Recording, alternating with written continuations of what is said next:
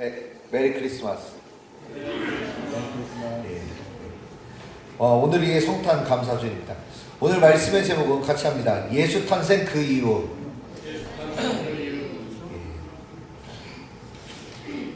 1875년 독일에서 태어나신 분인데요.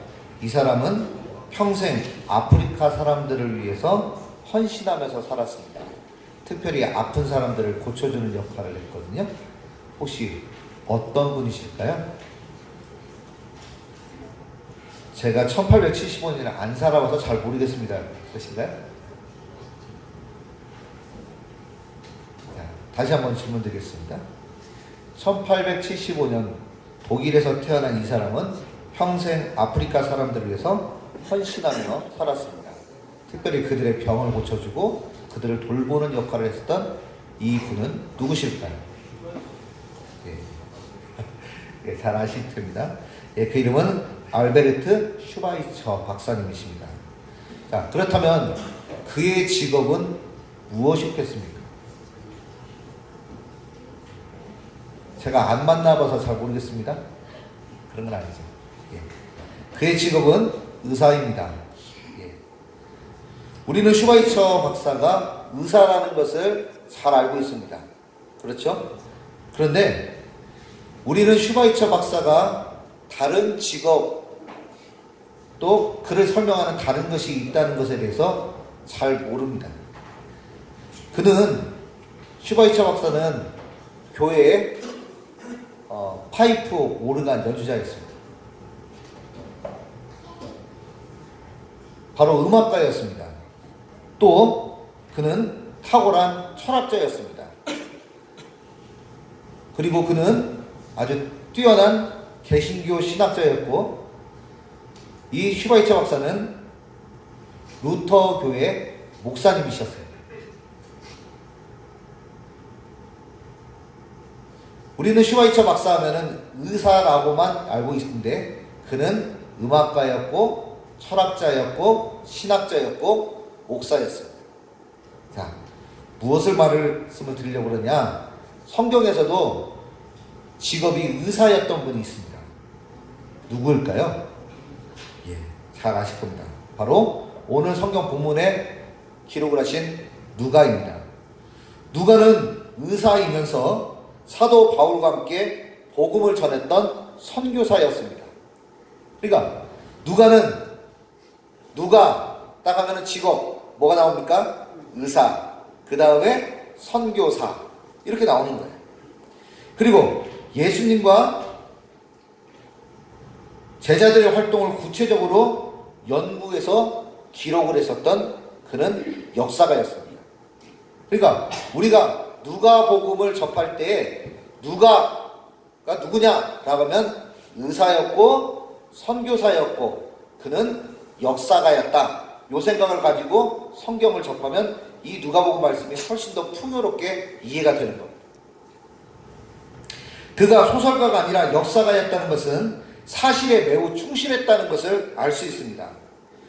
역사적 사실이 사람들에게 주는 교훈과 의미를 정확하게 말해주고 싶었던 것이 바로 누가의 의도였습니다. 그래서 성령의 감동하심을 입고 그가 기록한 성경책이 있는데, 그것이 첫 번째는 누가복음이고, 그리고 두 번째로 기록한 것이 바로 사도행전입니다.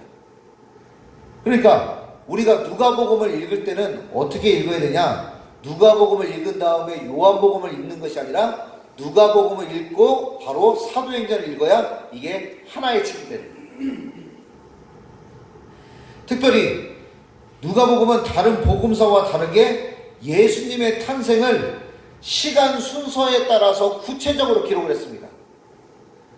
그러면 다른 마태, 마가, 요한복음은 예수님의 탄생을 시간 순서대로 기록하지 않았냐? 네, 기록한 적이 없습니다.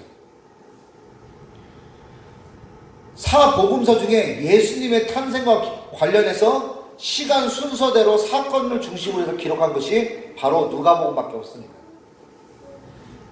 그 내용이 누가복음 1장과 2장에 기록되어 있고, 예수님의 탄생 순서를 간략하게 정리하면 제일 첫 번째, 우리가 설교도 들었지만 호적 조사 때문에 나사렛에서 베들레헴으로 몇 킬로? 약 140킬로. 여기서 출발해서 대전까지 가는 그 거리를 이동해서 갔습니다. 두 번째, 베들레헴에 도착해서 예수님은 탄생을 했습니다. 세 번째, 탄생 후 누구의 방문이 있었습니다. 누구였을까요? 목자들의 방문이 있었습니다. 그 다음에 네 번째는 우리는 보통 이전까지는 그렇게 많이 들었을 거예요. 목자가 방문하고 나면 그 다음에는 동방박사가 방문한 것으로 이렇게 생각을 하는데 그거하고는 상관이 없어요. 목자들이 방문한 후에 그로부터 8일 후에 이스라엘에서 태어난 아이들은 모두 다 무엇을 받냐면 할례라고 하는 의식을 받습니다. 그래서 할례를 받았습니다. 그것이 바로 오늘 말씀의 내용입니다. 그리고 다섯 번째로 예수님이 탄생한 40일 후에 베들레헴에 머물러 있다가 어디에 올라가냐면 예루살렘 성전으로 올라가서 정결 예식에 참여하게 됩니다. 이것도 성경의 레위기 말씀을 따라서 그렇게 한 겁니다. 그런데 그 예루살렘에 올라갔더니 여섯 번째, 시므온과 안나라고 하는 분을 만나게 됩니다. 그리고 일곱 번째, 모든 정결 예식을 마치고 요셉과 마리아, 아기 예수님은 본 동네인 나사렛으로 이동하게 되는 것입니다. 이것이 사건의 순서입니다. 우리가 잘 아는 동방박사의 방문은 예수님의 탄생보다는 예수님의 어린 유아기 때의 사건으로 누가복음이 아닌 마태복음에 기록되어 있습니다. 동방박사의 방문이 유아기라고 보는 이유는 마태복음 2장 16절 말씀에 근거하기 때문입니다. 16절 말씀에 이에 헤롯이 박사들에게 속은 줄 알고 심히 노하여 사람을 보내어 베들레헴과 그 모든 지경 안에 있는 산의 아이를 박사들에게 자세히 알아본 그때를 기준하여 2살부터 그 아래로 다 죽이니. 그러니까 예수님이 바로 탄생했을 때 동방박사들이 등장한 것이 아니라 이거는 별개의 사건입니다. 그래서 2살 이후로 추정을 해서 모두 다 아이를 제거하면 유대인의 왕을 제거하는 것으로 헤롯 대왕은 생각을 했었던 겁니다. 이것이 신약 성경을 연구하는 신학자들의 거의 대다수의 의견입니다. 그런데 우리는 그동안에 이 두 사건을 겹쳐서 있는 경우가 많았다는 거죠.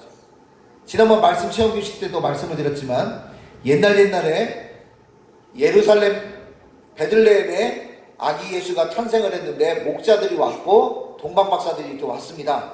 이야기가 되죠. 섞어놓으면. 그런데 전혀 다른 사건이라는 것을 말씀을 드리는 거예요. 자, 그렇다면 오늘 말씀이 우리에게 주는 신앙적인 교훈이 무엇인지 간략하게 살펴보겠습니다.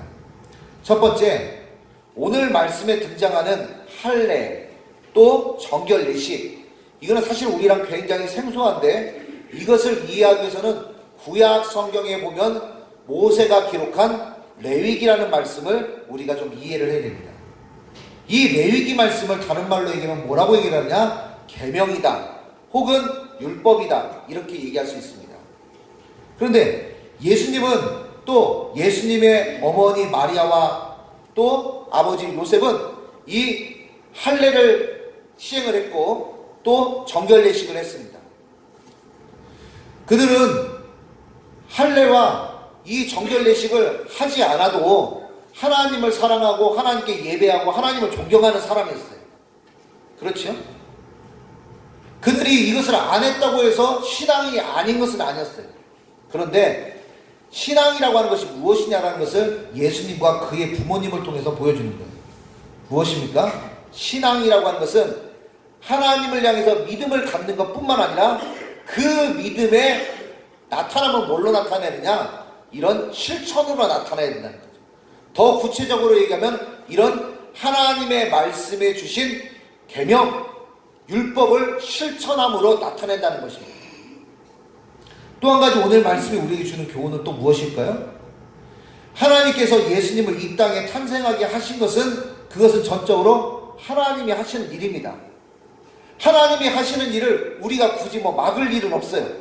그런데 오늘 말씀해 보니까 예수님이 또 예수님의 부모님이신 요셉과 마리아가 해야 될 역할과 남은 일이 있었다는 거예요. 신앙이라고 하는 것은 하나님이 하실 일이 있습니다. 그런데 하나님께서 하실 일을 너머에는 누가 해야 되느냐? 믿음을 가지고 우리가 실천을 해야 된다는 거예요. 자, 예를 들어서 하나님은 능력이 많으시기 때문에 모든 걸 다 하실 수 있습니다. 그러면 교회 청소는 누가 해야 될까요?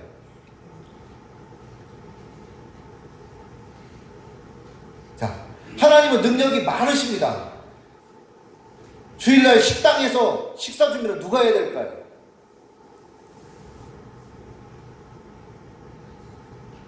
역할이라는 게 있는 거예요. 오늘 말씀에도 보면 바로 이 규정과 역할을 사람들이 감당했다는 거예요. 자, 그렇다면 오늘 말씀이 주는 교훈은 첫 번째는 계명은 구원받은 사람들이 지켜야 될 의무라는 것입니다. 오늘 말씀의 할례와 정결 예식은 구약성경 레위기에 나오는 말씀입니다. 이 말은 하나님의 계명, 율법이라는 뜻입니다. 하나님께서는 애굽의 노예로 살았던 이스라엘 백성들을 모세를 통해서 구원하셨습니다. 그런데 애굽에 사는 이스라엘 사람들에게 계명과 율법을 주면서 이거를 지키면 출애굽을 할 수 있도록 도와주고 이걸 안 지키면 출애굽을 못 도와준다. 이렇게 하시면서 계명과 율법을 주실 것이 아니었다는 겁니다. 그 노예 생활로 있었던 그들을 하나님의 전적인 은혜로 홍해를 건너서 구원받게 하셨습니다.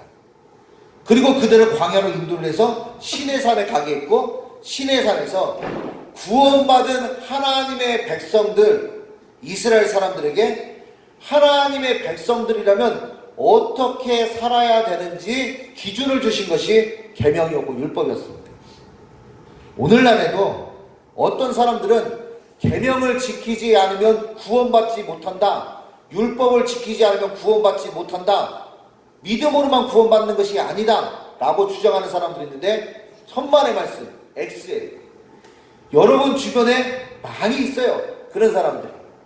그 말을 들어보면 정말 그럴 것 같아서 많은 사람들이 빠지고 있습니다. 그렇지 않습니다. 구원이라고 하는 것은 하나님을 믿는 믿음과 하나님이 베푸신 은혜로 받는 거예요. 그러면 구원받은 사람들이 어떻게 살아야 되느냐? 하나님의 말씀을 따라서 순종하면서 살아가는 것.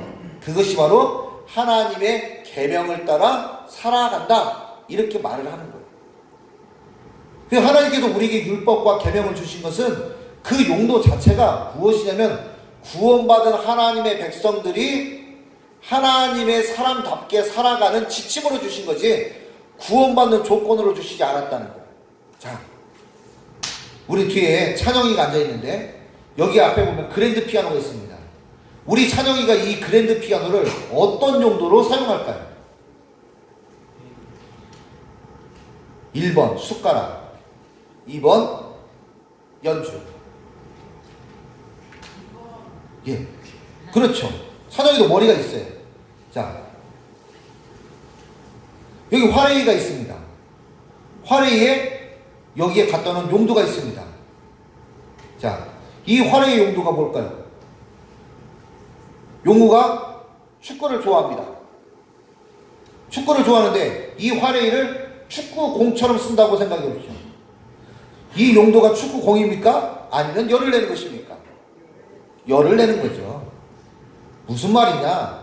하나님께서 우리에게 계명과 율법을 주신 것은 구원받는 조건으로 주신 것이 아니라는 거예요.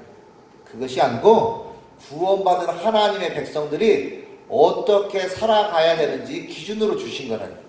구원이라는 것은 하나님을 믿는 믿음으로 받는 것입니다. 그래서 계명은 구원받은 사람이 지켜야 될 의무라고 하는 것을 예수님과 예수님의 부모님이 직접 보여주셨다는 것이 첫 번째 교훈입니다. 두 번째, 하나님께서 정해주신 계명은 선택사항이 아니라 지켜야 된다는 겁니다. 오늘 말씀에 두 가지 의식이 나옵니다. 한 가지는 할례고 다른 하나는 정결 예식입니다. 우리한테는 생소하지만 예수님 당시 이스라엘 모든 사람들에게는 매우 익숙한 것이었습니다. 레위기 12장 1절과 3절 말씀에 여호와께서 모세에게 말씀하여 이르시되 8째 날에는 그 아이의 포피를 뺄 것이요. 이것이 바로 할례입니다. 이스라엘 모든 남자아이들은 난지 8일 만에 할례 의식을 행했습니다. 구약 성경의 할례의 의미는 바로 구별이라는 뜻을 가지고 있습니다. 이 말은 무슨 말이냐? 이스라엘 사람과 하나님의 택함받은 이스라엘 백성과 이방인과 구별되는 것이 한 가지 있었습니다.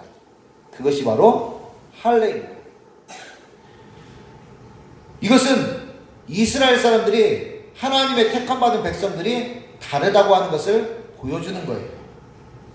지금 교회 안에서 성도는 다른 사람들과 구별됐다고 하는 이런 할례의 정신을 가지고 행하는 의식이 있습니다. 그것이 바로 뭐냐면 세례 혹은 침례 의식입니다. 예수님을 믿지 않을 때는 나는 과거에 나는 죽고 이제 예수님 안에서 다시 태어나 거듭나겠습니다 라고 하는 결단과 그 결심의 행동, 의식이 바로 침례 혹은 세례인 것입니다. 또 마리아는 아기 예수님을 데리고 40일째 되던 날 예루살렘 성전으로 올라갔습니다. 그 이유는 정결 예식 때문입니다. 정결 예식이란 이스라엘 여인들이 아이를 낳은 후에 하나님께 예배를 드리는 의식으로 예배를 드리는 것이었습니다. 이 예식 역시 하나님께서 모세에게 말씀하신 것입니다. 이스라엘 남자아이가 태어나서 40일 후, 여자아이가 태어나면 80일 후에 성전에 어머니가 아이를 데리고 올라가서 정결 예식을 행했습니다. 오늘날 교회에서는 이런 전통을 받아서 하나님, 이 아이가 믿음으로 잘 살아갈 수 있도록 제가 헌신하겠습니다. 제가 수고와 기도를 행하겠습니다. 라고 하는 그런 형식으로 발전되었는데 그것이 헌화식이라고 하는 의식입니다. 예수님과 그의 부모 요셉, 마리아는 모세의 율법을 따라서 하나님의 계명을 준수했습니다. 하나님의 계명을 순종함으로 지키는 사람에게는 은혜이고 기쁨이지만 불순종하고 그것이 귀찮다고 생각하는 사람에게는 한없이 불편하고 귀찮은 것입니다. 예를 들어서 우리가 주일에 예배를 드린다. 주일 성수를 한다. 마냥 귀찮으면 한없이 귀찮고 불필요한 것처럼 생각이 됩니다. 그런데 믿음을 가지고 하나님을 섬기는 사람이라면 주일에 믿음의 공동체의 교회에 나와서 그 불편함을 감수하고 함께 예배를 드리는 것이 그것이 마땅한 겁니다. 어떤 사람들은 그렇게 생각합니다.